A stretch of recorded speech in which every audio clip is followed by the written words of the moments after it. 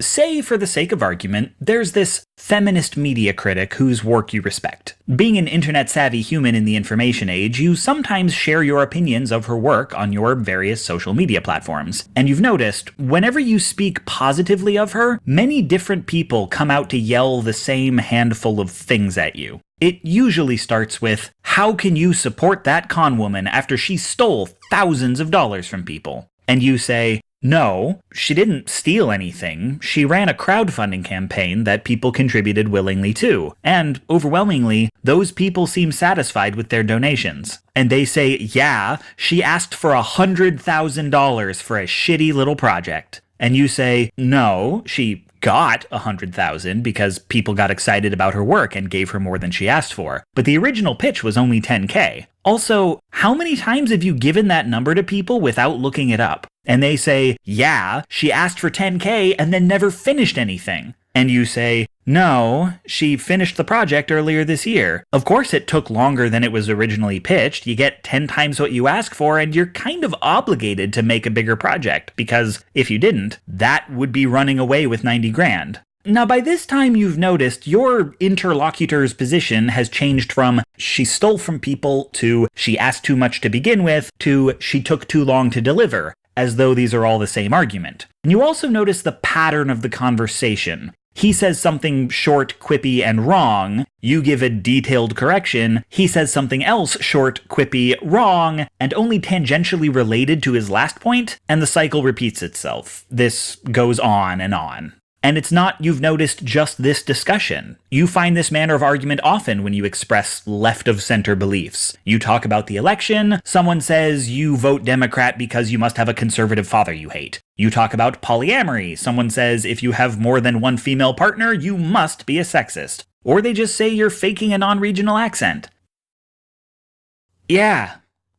The running theme here is all these people who ostensibly want a frank exchange of ideas spend a lot more time making accusations than asking questions. Because why ask what you believe when they can tell you what you believe and make you correct them? And if you ever don't go to the trouble of correcting them, must be because they're right.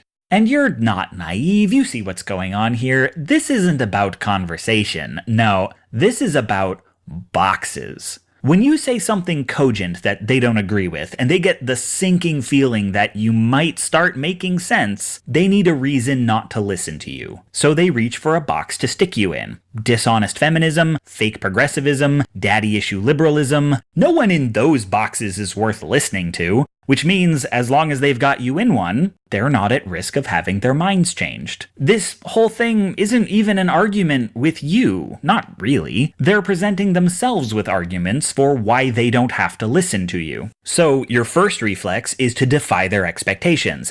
Actually, my dad was a draft-dodging hippie who told me he loved me every day. And I never said what genders my partners are, but I promise they're all feminists. As for my accent, actually, I don't know what to do with the accent thing, but the point is, I refuse to fit in your box. And if they can't put you in one, if they can't dismiss you outright, they'll have to engage with your argument. But if you've spent any time arguing with angry dudes online, and it is mostly dudes, you know what I'm about to say. They don't.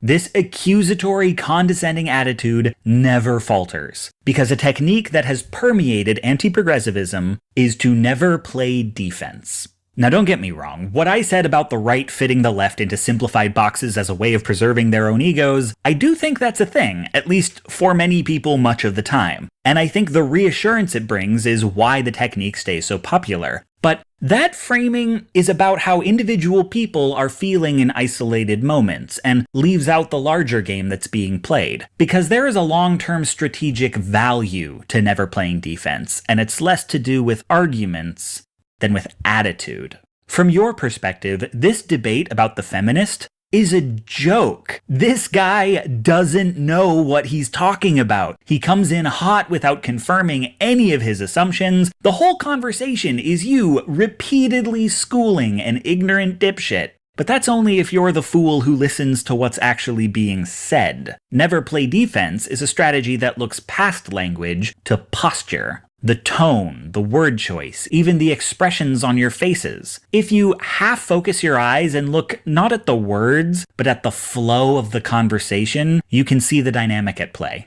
He says his short, quippy statement, and you give your detailed rebuttal. He then picks a single point from your response and attacks that as the new subject. Now, to an onlooker, the logical brain would register that he's leaving 90% of your argument on the table, and that by changing positions, he's conceding he lost the first round. But the lizard brain notices that he's always making the accusations, always in the dominant position, that he's always acting, and you're always reacting. Regardless of what is said, he displays all the outward signs of winning. So on a purely emotional level, he leaves the impression of being right. And I have never had an argument look like this that wasn't in public. This is a technique that means speaking not so much to the other person as to the people watching. Liberals tend to operate as though voters are beings of pure reason and neglect that rational people still have emotions, and those emotions factor into what they believe. And that long after this argument is over, when people only half remember what was said, what lingers on is what impressions the speakers made. Ronald Reagan coined the phrase, "If you're explaining, you're losing." The trick is, if he's always accusing, then you're always explaining. This technique of winning by looking like you're winning isn't new, and historically, it's been used by both parties. But modern liberals seem especially susceptible to it because it plays on one of their big weaknesses, which is, and I say this with love, the liberal fantasy of putting someone in their place.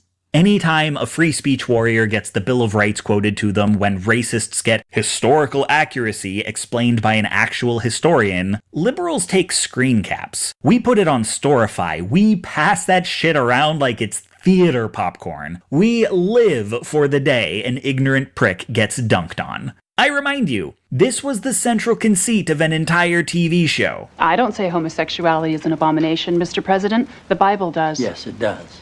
Leviticus 18:22. chapter and verse. I wanted to ask you a couple of questions while I had you here. I'm interested in selling my youngest daughter into slavery as sanctioned in Exodus 21:7. What would a good price for her be? Does the whole town really have to be together to stone my brother John for planting different crops side by side? Can I burn my mother in a small family gathering for wearing garments made from two different threads? Think about those questions, would you? One last thing. While you may be mistaking this for your monthly meeting of the ignorant tight-ass club, in this building when the president stands, nobody sits.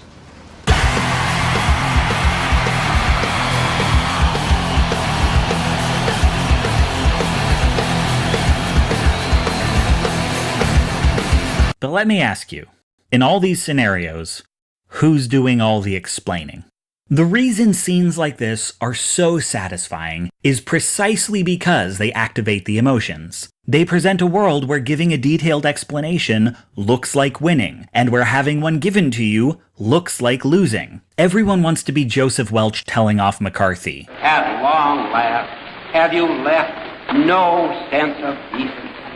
But the right has learned that if you never look like you're losing, you can convince a lot of people that you're not. And if you keep your statements short and punchy, people will remember what you said better than they remember the long explanation for why it's untrue. If done correctly, you might even convince yourself that you know what you're talking about. Now, again, this is not exclusive to the right. This is how most teenagers argue, regardless of their politics, where it's less important to be right than it is to be better than someone. But mixed with control the conversation, see previous video, the right has a full-bodied cocktail for manipulating how the left argues. But where it gets dangerous is in how the alt-right has capitalized on this. This argument isn't just about sticking a woman in the lying feminism box so she doesn't have to be listened to. It's also signaling to anyone watching what box they should stick her in. Even if an onlooker recognizes that she literally did not con anyone out of their money, the idea that how much she asked for or how long she took to deliver are relevant to her credibility is still planted in their heads. It subtly suggests that the next time they feel threatened by a female media critic, maybe they should look at how much money she makes, how long her work takes to produce. Maybe they don't have to listen to her because they've got this handy box.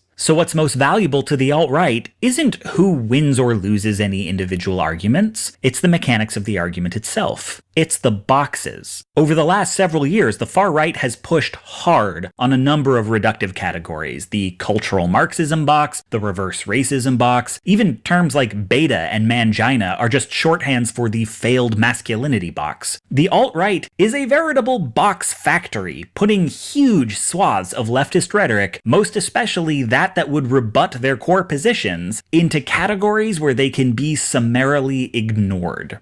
And these myths have power if and only if they are immediately recognizable to a lot of people. And one function of this aggressive posturing is that they want to provoke an argument, to be so pompous that you are itching to publicly take this asshole down, which gives that asshole access to your followers. It's about them introducing a myth to your audience and reinforcing that myth for theirs. And that myth gets spread even when you feel like you're winning. Now, I can't tell you the best way to deal with this, but I do know one way, which is to keep control of your own story. When someone comes out the gate with accusations, it's a big red flag that they are not arguing in good faith, which means you are not required to argue with them. When someone says something untrue, you can just tell your audience what the truth is without acknowledging the lie or the one repeating it. A detailed explanation does land a lot better when it's not being contrasted with a soundbite. Decide for yourself how your audience gets acquainted with a popular fiction, and never be too proud to delete a comment. In this political climate, these debates have real impact on real people's lives. They are not, in fact, a game of football. So if someone tries to force you to play defense, you don't have to play.